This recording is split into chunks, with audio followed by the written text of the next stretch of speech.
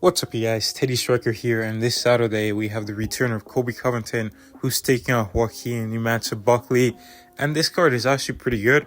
And in this video, I'll be giving my predictions for the whole main card, and I'll do a breakdown and prediction for the main event. But with that being said, let's get right into the main card. And firstly, I got Navajo Sterling beating Tuco Tokos.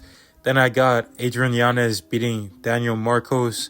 I got Vitor Petrino beating Dustin Jacoby and Manel Cap beating Bruno Silva. And then for the co-main event, I'm bringing back Cub Swanson to beat Billy Quarantillo. Basically, everyone in the red corner. I think that the Adrian Yanez fight, that's a bit dodgy, but I think I'm gonna back him up to win this fight. Let's talk about the main event, and this is a very interesting fight. I think that this fight could go either way. I wouldn't be surprised if it went either way, but I think I'm going to go with Joaquin Buckley winning by decision. I think that Buckley is going to be a lot more active on the feet. He does throw a lot of different punches, a lot of different kicks. He's got good variety. He can sometimes fight out of both stances. He's mainly a southpaw, but I think that he is going to be missing. He does miss quite a bit whenever he's in there against his opponent because he's a lot shorter. I think he's like 5'9". Well, his average opponent is like 6 foot, 6'1", or something like that, especially when he was in the middleweight division. But now in the welterweight division, it's a lot more even because they're smaller guys and guys closer to his height. But Colby Covington, ever since the first Kamaru Usman fight, it seems like he's been a lot more cautious on the feet.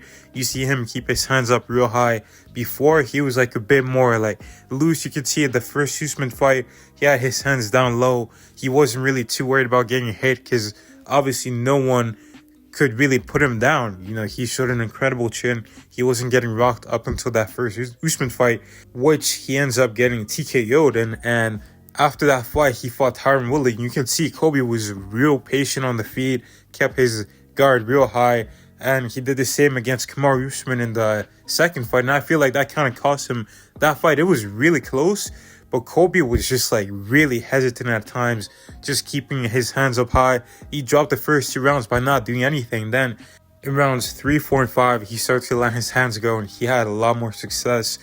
But against Leon Edwards and Masvidal, against Masvidal, he didn't really look that good on the feet. He was just really just into wrestling mode. And offensively even, he wasn't like too impressive. But then against Leon Edwards, that was his worst performance out of his whole career.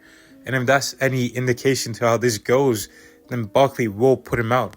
Against Leon, it looked like he was starting patient as he did against Usman, Woodley, and Masvidal. But then eventually he started to like get outstruck bad. He didn't really have any answers for the leg kick. He was like very worried about what was coming back from Leon. Then it looked like he was fighting not to get finished, and you gotta find a way to neutralize Buckley's aggression. And I think that one of the ways that Colby can do this is by timing Buckley coming in with a takedown. I think the reactive takedowns are gonna be there for Colby Covington. Buckley's a guy that likes to, really explode in, and Buckley has good takedown defense. If Colby's the one initiating the takedown, if he doesn't wait for Buckley to close that distance for him, I think it's going to be very hard to take down Buckley. Buckley has good takedown defense. He was a former middleweight, and he was dealing with some of these guys that were trying to take him down, and he showed some good strength, good explosiveness to get back up to his feet. But the problem with Colby is, if you keep on exploding out of these bad positions, eventually you're going to start to slow down because Colby is just going to be shooting takedowns over and over again. But the thing is, Colby isn't really that dangerous once he gets you to the ground. His game is just about like taking you down over and over again. And the guys that Colby beat, like RDA, like Robbie Lawler, especially like Tyron Woodley and Jorge Masvidal, is that these guys were sometimes accepting that position. They were accepting Colby taking them down and controlling the fight, whereas Buckley, he's very aggressive.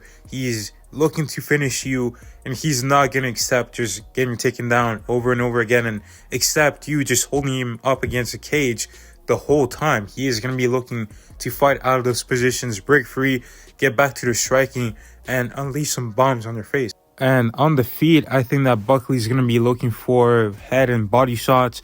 We saw body shots work really well when Colby took on Kamaru Usman. Kamaru was landing some nasty body shots in their first fight to really slow down that pace of Colby Covington. And also, when Buckley has been knocked out in the UFC, and when he's lost, is with some good punchers, guys who are very accurate with their punches, like Kevin Holland, or guys that could counter punch him, like Nasruddin Imavov, or guys like Chris Curtis. And they were able to time Buckley coming in or catch him after Buckley's finished with his combination. But to be honest, Colby Covington, he doesn't really strike like this. He doesn't really counter punch. And he's been out of the octagon for a year, and I don't think his timing is going to be that clean to catch Buckley like that. But yeah, I think that Colby will get some takedowns, like as Buckley is like blitzing in. But I think that Buckley will find his way back up to the feet. He's going to throw some big shots, potentially land, potentially miss. But I think that he is going to hit Colby quite hard, like somewhere early in the fight. And Colby is going to be a bit tentative, and then he's going to resort to fighting to not get knocked out and not get finished by Buckley. And then he'll try to like steal some rounds of some takedowns towards the end. But yeah, I just feel like Buckley's just got a lot more momentum on his side. He's a lot hungrier than Colby, and he has that finishing ability that Colby does not have. Colby hasn't gone to finish, I believe, since like maybe 2016. It's been a very long time, but Buckley has. Well, actually, no. Colby has gone to finish over Tyron Woodley in 2020. That was like a TKO. I think that Colby took down Woodley, and then Woodley popped his rib like during a scramble or something, and then Murgilata just stopped the fight. So I guess, maybe Colby can replicate that, but yeah, I think Buckley's gonna win. He's got the finishing potential, and also, I don't know if Colby really wanted to take this fight. So, that's why I volunteered to fight him. I volunteered to fight him on 3 weeks' notice. I called Hunter. I wanted that fight. But instead, I got pushed into this fight. Not pushed into it. I'm happy to come and save the day for the company. I think the UFC pushed him into taking this fight. He's not going to be as ready. And Buckley wanted to fight Kamaru Usman, so he was preparing potentially to fight a wrestler.